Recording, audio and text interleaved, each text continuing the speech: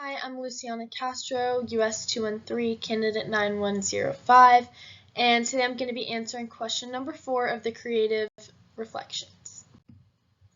So the question is, how did you integrate technology such as software, hardware, and online in this project? So in the beginning, I started by trying to use platforms such as iMovie and CapCut, but I quickly realized that these were not advanced enough and they were very limited. So that's when I realized that I had to use something more professional like Adobe Premiere Pro. So I spent about 3 months trying to learn how to use this software, and I actually created a midterm, which you can find in my blog. And you can tell if you compare the midterm to the final that my final is far more professional looking, and it definitely looks more like a real movie. And this is 100% because of my use of Adobe Premiere Pro.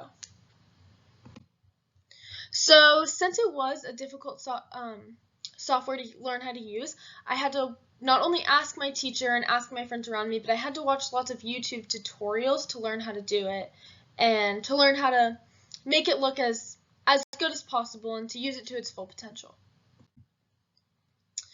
So I also did lots of research on genres and their codes and convention, which is also found in my blog. So my main 2 research blogs on this were published on January 19th and January 25th. So for these 2, I just did research on the crime genre as a whole because our final film is made up of thriller, horror, and crime. And so I researched crime, and then my other group members researched the other genres that are included, and we were able to put all of our knowledge together in order to make all the conventions and codes make sense in the best way possible. So here I researched the crime genre as a whole, and then I also researched the crime genre in regards to a specific crime movie, such as Knives Up. That's the one that I used. And this just allowed me to see the codes and conventions in use so that I could then apply that to my own final film. Okay, so all the filming took place on cell phones, and this is because, unfortunately, my group and I did not have access to anything more professional. We didn't have any cameras.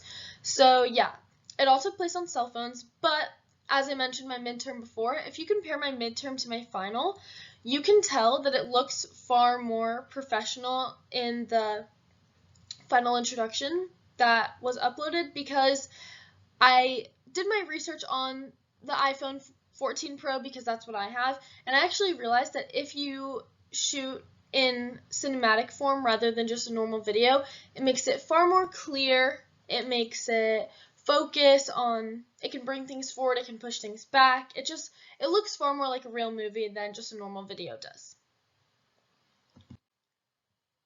Okay, as for equipment, here's all the equipment that we used. So at the top, you can see the GVM bag, and that is a tall light. So for that, we put that inside, and we use that for artificial lighting in the bedroom that we filmed the getting ready scenes in.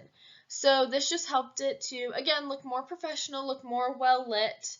And we ended up not using it outside because the sun was setting, and that's the exact feel we were going for. We were going for dark, eerie, mystery, horror, like the girls were about to be kidnapped, and that definitely would not have come across as well if it was bright lights. So we also used a regular tripod, and that was just for our still shots where maybe we were all being shown, or it was a 2 or a 3 shot and we wanted the camera to be perfectly still, so we set up a tripod, set our phone on it. We also used a selfie stick tripod. Now, this is so that our shots where we were being followed, we were moving, rather than looking like a tracking shot, it was more like a trucking shot. You know, the selfie stick was kind of moving with us. And at the bottom you can see microphones. I took it out of the box, so that's why there's 2. But that big microphone was actually connected to the handheld Steadicam, which is also at the bottom. And that was for more of the tracking shots where we wanted to move super smoothly and get the shots where it goes from 2 to 1 or 1 to, you know, like there's one shot where it goes from Alyssa to me to Isabella, and that was where the handheld was used because it just slowly moves across the room panning.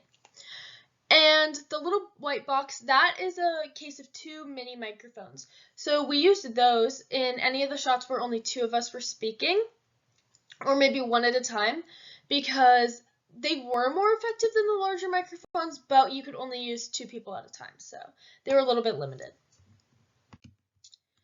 Okay, as for challenges we encountered, honestly, I believe that if you plan out properly, then you really won't run into too many challenges. I did most of the planning, and so I created the storyboards. I planned out all the shots and angles we were going to do before. I planned out how we were going to get them done, and everything went just as planned except for this one scene. So this is the party FaceTime scene where Ryan, in the show his name is Brad, but he actually is supposed to be at a party FaceTiming us, and we're supposed to be answering from home saying, oh yeah, we're going to order the Uber soon.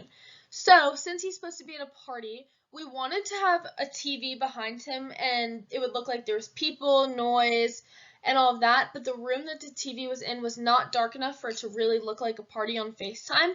So instead, I went to another room to FaceTime him, while another group member, Isabella, was holding up a flashing light and one of the mini microphones while he held the FaceTime phone in his hand with a drink to make it look like he was at a party and he was just against a wall.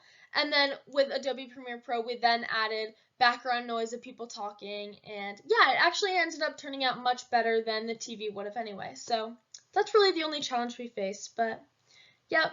Thank you for listening.